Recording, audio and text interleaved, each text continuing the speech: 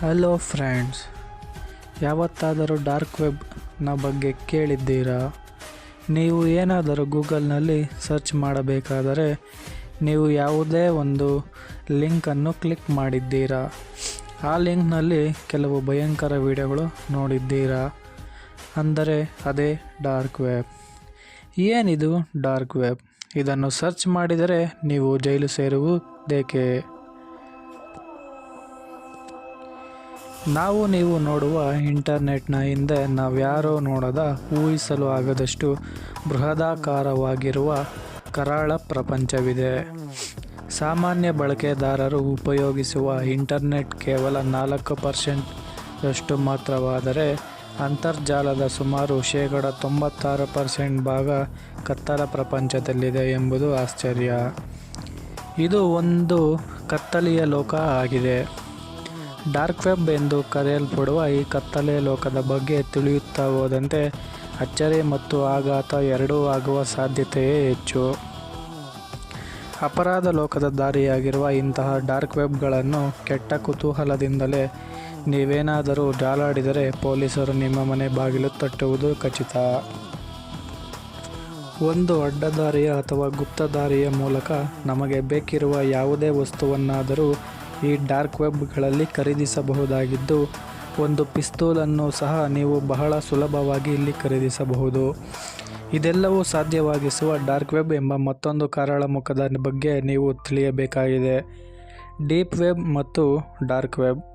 ಸಾಮಾನ್ಯ ಇಂಟರ್ನೆಟ್ ಬಳಕೆದಾರರಿಗೆ deep web ಮತ್ತು ಡಾರ್ಕ್ ವೆಬ್ ಎಂಬ ಎರಡೂ ಅರ್ಥ ತಿಳಿದಿರುವ ಸಾಧ್ಯತೆ 10% ಮಾತ್ರ ಎನ್ನುತ್ತವೆ ವರದಿಗಳು. ಗೂಗಲ್ ರೀತಿಯ ಸರ್ಚ್ ಇಂಜಿನ್ಗಳಿಗೆ ಸಿಗಲಾರದ ಈ ಡೀಪ್ ವೆಬ್ ಮತ್ತು ಡಾರ್ಕ್ ವೆಬ್ ಎರಡೂ ಬೇರೆ ಬೇರೆ. ಈ ಡಾರ್ಕ್ ನೆಟ್ ಮತ್ತು ಡಾರ್ಕ್ ವೆಬ್ಗೆ ಪ್ರವೇಶ ಪಡೆಯಲು ಟಾರ್ ಬ್ರೌಸರ್ ಬೇಕಾಗಿದೆ. ಇದು ಕರಾಳ ಪ್ರಪಂಚ. ಸಾಮಾನ್ಯವಾಗಿ ಯಾರ ಇಂಟರ್ನೆಟ್ ಬಳಕೆ ಮಾಡುವಾಗ ಬಳಕೆದಾರನ ಕಂಪ್ಯೂಟರ್ ಅಥವಾ ಮೊಬೈಲ್ ಒಂದು IP ಅಡ್ರೆಸ್ ಹೊಂದಿರುತ್ತದೆ. ಇದರ ಸಹಾಯದಿಂದ ಯಾವುದೇ ಅಂತರ್ಜಾಲ ಕಾರ್ಯ ನಡೆದರೂ ಅದನ್ನು ಸುಲಭವಾಗಿ ಪತ್ತೆ ಹಚ್ಚಬಹುದು. ಆದರೆ ಈ ಡಾರ್ಕ್ ವೆಬ್ ಹಾಗಲ್ಲ. ಇಲ್ಲಿ ಅಂತರ್ಜಾಲ ಬಳಕೆದಾರನ ಮಾಹಿತಿ ಯಾರಿಗೂ ಸಿಗುವುದಿಲ್ಲ. ಡಾರ್ಕ್ ವೆಬ್ನ ಕಾರ್ಯನಿರ್ವಹಣೆ ಹೇಗಿರುತ್ತದೆ? ಮೊದಲೇ ಹೇಳಿದಂತೆ ಇಲ್ಲಿ ಇಂಟರ್ನೆಟ್ ಬಳಕೆದಾರನ ಮಾಹಿತಿ ಯಾರಿಗೂ ಸಿಗುವುದಿಲ್ಲ, ಏಕೆಂದರೆ ಅಂತರ್ಜಾಲದ IP ಅಡ್ರೆಸ್ ಮತ್ತು IP ವಿಳಾಸವನ್ನು ತಲುಪಿದರೆ ಅದರ ಮೂಲವನ್ನು ಕಂಡುಹಿಡಿಯಬಹುದು.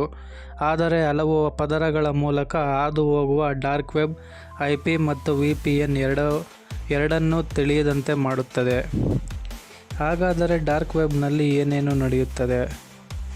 ಆಧುನಿಕ ಕಾಲದ ಅಪರಾಧ ಲೋಕದ ರಹದಾರಿ ಎಂದು ಈ ಡಾರ್ಕ್ ವೆಬ್ ಕರೆಸಿಕೊಂಡಿದೆ. ಇಂದು ಅಂತರ್ಜಾಲದಲ್ಲಿ ನಡೆಯುತ್ತಿರುವ ಅಪರಾಧಿಗಳ 90%ಕ್ಕಿಂತ ಹೆಚ್ಚು ಚಟುವಟಿಕೆಗಳಿಗೆ ಇದು ಮಾರ್ಗವಾಗಿದೆ. ಭಯೋತ್ಪಾದಕ ಸಂಘಟನೆಗಳು, drugs, match fixing, contract killing ಕೆಲಸಗಳು ಎಲ್ಲವೂ ಇದರ ಮೂಲಕವೇ ನಡೆಯುತ್ತವೆ.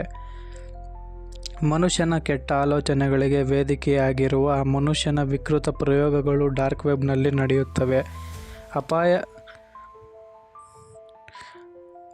ಅಮಾಯಕರನ್ನು ಕರೆತಂದು ಲೈಂಗಿಕ ಹಿಂಸೆ ಸೇರಿದಂತೆ ಹಲವು ದೈಹಿಕ ಮತ್ತು ಮಾನಸಿಕ ವಿಕೃತಿಯ ದೃಶ್ಯ ನೋಡೋಕೆ ಹಣದ ಹೊಳೆಯನ್ನೇ ಹರಿಸುವ ಕ್ರೂರ ವಿಕೃತ ಮನಸ್ಥಿತಿಗಳು ಈ ಜಾಲದಲ್ಲಿ ಬೀಡು ಬಿಟ್ಟಿವೆ. ಹಾಗೆಯೇ ಇದರಲ್ಲಿ ಉಪಯೋಗಗಳು ಕೂಡ ಇವೆ. ಡಾರ್ಕ್ ನೆಟ್ ಎಂಬುದು ಕೆಟ್ಟದ್ದಲ್ಲ, ಆದರೆ ಅದರ ಬಳಕೆ ಅದನ್ನು ಕೆಟ್ಟದಾಗಿಸಿದೆ. ದೊಡ್ಡ ಹಗರಣಗಳನ್ನು, ಅಕ್ರಮಗಳನ್ನು ಹೊರಗೆಡವಿದ ವಿಕಿಲೀಕ್ಸ್ನಂತಹ ಹಲವು ಸಂಸ್ಥೆಗಳು ಇಂತಹ ಡಾರ್ಕ್ ನೆಟ್ ಅನ್ನು ಒಳ್ಳೆಯದಕ್ಕೆ ಉಪಯೋಗಿಸಿದೆ. ಭಯೋತ್ಪಾದಕರ ಮತ್ತು ಶತ್ರು ರಾಷ್ಟ್ರದ ಮಾಹಿತಿಯನ್ನು ಹ್ಯಾಕ್ ಮಾಡಲು ಇದು ಸಹಾಯಕವಾಗಿದೆ. ಡಾರ್ಕ್ ನೆಟ್ನ ಮೂಲಕ ಬ್ರೌಸರ್ ಬಳಸಿದರೆ IP ಮತ್ತು VPN ಮೂಲ ಹುಡುಕುವ ಸಂಪೂರ್ಣ ತಂತ್ರಜ್ಞಾನ ವಿಶ್ವದ ಯಾವುದೇ ಸರ್ಕಾರದ ಬಳಿ ಇಲ್ಲ. ಡಾರ್ಕ್ ವೆಬ್ ಬಳಕೆದಾರರ ಜಾಡು ಹಿಡಿಯಲು ಒಂದು ಹಂತಕ್ಕೆ ಸಾಧ್ಯವಿದ್ದರೂ ಸಹ ಅವರ ತಪ್ಪಿನಿಂದ ಮಾತ್ರ. ಇಂತಹ ಅಕ್ರಮಕ್ಕೆ ಕೈ ಹಾಕಿ ನೋಡಿದ ಒಂದಷ್ಟು ಜನ ಕಂಬಿ ಹಿಂದೆ ಹೋಗಿದ್ದಾರೆ. ಡಾರ್ಕ್ ವೆಬ್ನಲ್ಲಿ ಸೈಟ್ಗಳನ್ನು ಪ್ರವೇಶಿಸಲು ಬಳಕೆದಾರರು ಮೊದಲು ಆಸಕ್ತಿಯ ಸೈಟ್ಗಾಗಿ URL ಅನ್ನು ತಿಳಿದಿರಬೇಕು. ಏಕೆಂದರೆ ಈ ಸೈಟ್ಗಳು ಅಸಾಂಪ್ರದಾಯಿಕ ಹೆಸರಿಸುವ ರಚನೆಯನ್ನು ಹೊಂದಿವೆ.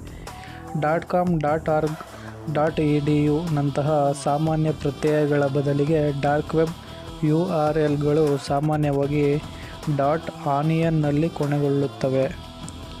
ಇದು ಈರುಳ್ಳಿ ರೂಟರ್ಗೆ ಸಂಬಂಧಿಸಿದ ವಿಶೇಷ ಬಳಕೆಯ ಡೊಮೇನ್ ಪ್ರತ್ಯಯವಾಗಿದೆ. ಡಾರ್ಕ್ ವೆಬ್ URLಗಳು ಅಕ್ಷರಗಳು ಮತ್ತು ಸಂಖ್ಯೆಗಳ ಮಿಶ್ರಣವನ್ನು ಸಹ ಒಳಗೊಂಡಿರುತ್ತದೆ.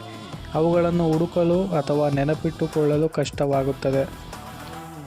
ಹಾಗಾದರೆ ಈ ಡಾರ್ಕ್ ವೆಬ್ ಅನ್ನು ಯಾರು ಬಳಸುತ್ತಾರೆ?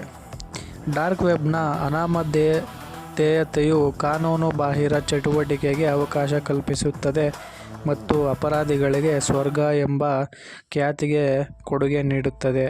ಈ ಅನಾಮಧೇಯತೆ ಪ್ರವೇಶದ ತೊಂದರೆಗಳು ಮತ್ತು ಪ್ರವೇಶಕ್ಕೆ ಹೆಚ್ಚಿನ ತಡೆಗೋಡೆಯೊಂದಿಗೆ ಸೇರಿಕೊಂಡು ಮಾದಕ ವಸ್ತು ಮತ್ತು ಮಾನವ ಕಳ್ಳಸಾಗಣೆ, ಶಸ್ತ್ರಾಸ್ತ್ರಗಳ ವ್ಯವಹಾರಗಳು ಮತ್ತು ಮನಿ ಲಾಂಡರಿಂಗ್ನಂತಹ ಎಲ್ಲ ರೀತಿಯ ಅಕ್ರಮ ಚಟುವಟಿಕೆಗಳನ್ನು ಸುಗಮಗೊಳಿಸುತ್ತದೆ.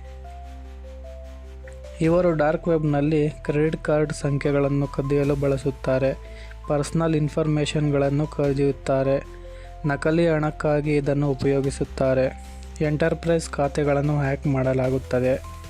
ಸಾಮಾನ್ಯವಾಗಿ ಡಾರ್ಕ್ ವೆಬ್ ಸಂದರ್ಶಕರು ಇಂತಹ ಇ-ಕಾಮರ್ಸ್ ವಹಿವಾಟುಗಳಲ್ಲಿ ಅನಾಮಧೇಯವಾಗಿ ತೊಡಗಿಸಿಕೊಳ್ಳಲು ಬಿಟ್ಕಾಯಿನ್ ನಂತಹ ಕ್ರಿಪ್ಟೋ ಕರೆನ್ಸಿಗಳನ್ನು ಬಳಸುತ್ತಾರೆ ಮತ್ತು ಸಿಕ್ಕಿಹಾಕಿಕೊಳ್ಳುವ ಅಪಾಯವನ್ನು ಕಡಿಮೆ ಮಾಡುತ್ತಾರೆ. ಅದರ ಅನೇಕ ನೆರಳಿನ ಬಳಕೆಗಳ ಹೊರತಾಗಿಯೂ ಡಾರ್ಕ್ ವೆಬ್ ಸ್ವತಃ ಕಾನೂನು ಬಾಹಿರವಲ್ಲ ಮತ್ತು ಇದು ಹಲವಾರು ಕಾನೂನುಬದ್ಧ ಬಳಕೆಗಳನ್ನು ಬೆಂಬಲಿಸುತ್ತದೆ. ಉದಾಹರಣೆಗೆ, ಮುಕ್ತ ಭಾಷಣವನ್ನು ರಕ್ಷಿಸದ ಪರಿಸರದಲ್ಲಿ ಅಥವಾ ಭೌಗೋಳಿಕ ಪ್ರದೇಶಗಳಲ್ಲಿ ಬಳಕೆದಾರರಿಗೆ ಸಂವಹನ ನಡೆಸಲು ಇದು ಸಹಾಯ ಮಾಡುತ್ತದೆ.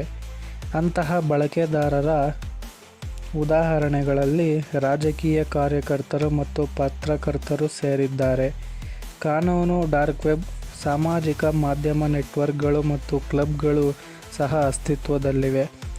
ನಿಷೇಧಿತ ಪುಸ್ತಕಗಳು ಮತ್ತು ಭೂಗತ ಚರ್ಚಾ ವೇದಿಕೆಗಳಂತಹ ಅಂತರ್ಜಾಲದ ಯಾವುದೇ ಭಾಗದಲ್ಲಿ ಕಂಡುಬರದ ದೊಡ್ಡ ಪ್ರಮಾಣದ ವಿಷಯವನ್ನು ಡಾರ್ಕ್ ವೆಬ್ ಹೋಸ್ಟ್ ಮಾಡುತ್ತದೆ. ವಿಪರ್ಯಾಸವೆಂದರೆ 2006ರಲ್ಲಿ US ನೇವಿ ಮತ್ತು defence advanced research project agency ಇಂದ ಜಂಟಿಯಾಗಿ ಧನಸಹಾಯ ಪಡೆದ ಕಾನೂನು ಯೋಜನೆಯಿಂದ ಟಾರ್ ನೆಟ್ವರ್ಕ್ ಹೊರಹೊಮ್ಮಿತು. 2009ರಲ್ಲಿ ಬಿಟ್ಕಾಯಿನ್ ಪರಿಚಯವು ಹೆಚ್ಚಾಗಿ ಡಾರ್ಕ್ ವೆಬ್ ಅನ್ನು ಅಪರಾಧಿಗಳಿಗೆ ಅಭಯಾರಣ್ಯವಾಗಿ ಪರಿವರ್ತಿಸಿತು. ಬಿಟ್ಕಾಯಿನ್ 2011ರಲ್ಲಿ ಸಿಲ್ಕ್ ರೋಡ್ನ ಹೊರಹೊಮ್ಮುವಿಕೆಯಿಂದ ಕೊಡುಗೆ ನೀಡಿತು. ಅಕ್ರಮ ಔಷಧಿಗಳನ್ನು ಖರೀದಿಸಲು ಮತ್ತು ಮಾರಾಟ ಮಾಡಲು ಬ್ಲಾಕ್ ಮಾರ್ಕೆಟ್ ಅನ್ನು ಉಪಯೋಗಿಸುತ್ತಿದ್ದರು. 2 ವರ್ಷಗಳ ನಂತರ FBI ಸಿಲ್ಕ್ ರೋಡ್ ಅನ್ನು ಮುಚ್ಚಿತು. ಡಾರ್ಕ್ ವೆಬ್ ಅಪರಾಧ ಮತ್ತು ಕಾನೂನು ಬಾಹಿರ ಚಟುವಟಿಕೆಯ ಕೇಂದ್ರವಾಗಿರುವುದರಿಂದ ಅದನ್ನು ಪ್ರವೇಶಿಸುವುದು ಮತ್ತು ಅಲ್ಲಿ ಕಂಡುಬರುವ ವಿಷಯ, ಪರಿಕರಗಳು ಅಥವಾ ಸೇವೆಗಳನ್ನು ಬಳಸುವುದು ವ್ಯಕ್ತಿಗಳು ಮತ್ತು ಉದ್ಯಮಗಳಿಗೆ ಅತ್ಯಂತ ಅಪಾಯಕಾರಿಯಾಗಿದೆ. ಇದನ್ನು ಒಳ್ಳೆಯದಕ್ಕಾಗಿಯೇ ಉಪಯೋಗಿಸಿ, ಕೆಟ್ಟ ದಾರಿಗಳಿಗೆ ಉಪಯೋಗಿಸಿದರೆ ಅಪಾಯ ಕಟ್ಟಿಟ್ಟ ಬುತ್ತಿ. ಈ ಒಂದು ವಿಡಿಯೋ ನಿಮಗೆ ಇಷ್ಟವಾದರೆ ಲೈಕ್ ಮಾಡಿ, ಶೇರ್ ಮಾಡಿ, ಸಬ್ಸ್ಕ್ರೈಬ್ ಮಾಡಿ. ಇನ್ನೂ ಹೆಚ್ಚಿನ ವಿಡಿಯೋಗಳಿಗಾಗಿ ಬೆಲ್ ಬಟನ್ನನ್ನು ಕ್ಲಿಕ್ ಮಾಡಿ. ನಿಮಗೆ ಡಾರ್ಕ್ ವೆಬ್ನಲ್ಲಿ ನಡೆದಂತಹ ರಿಯಲ್ ವಿಡಿಯೋಸನ್ನು ನಾನೀಗ ತೋರಿಸುತ್ತೇನೆ. ಇದರಲ್ಲಿ ಅವರು ಹೇಗೆ ಅವರನ್ನು ಟಾರ್ಚರ್ ಮಾಡಿ ಜನರಿಗೆ ತೋರಿಸುತ್ತಾರೆ. ಇದರಿಂದ ಅವರು ಬಿಡ್ಡಿಂಗನ್ನು ಸ್ಟಾರ್ಟ್ ಮಾಡಿ ಹಣವನ್ನು ಗಳಿಸುತ್ತಾರೆ. ಇಲ್ಲಿ ಇಬ್ಬರು ವ್ಯಕ್ತಿಗಳು ಸೇರಿ ಒಬ್ಬ ವ್ಯಕ್ತಿಗೆ ತನ್ನ ಹೆಂಡತಿಯ ಮಾಂಸವನ್ನು ಸೂಪಾಗಿ ಮಾಡಿ ಬಲವಂತವಾಗಿ ತಿನ್ನಿಸುತ್ತಿರುವ ದೃಶ್ಯ ಇದು.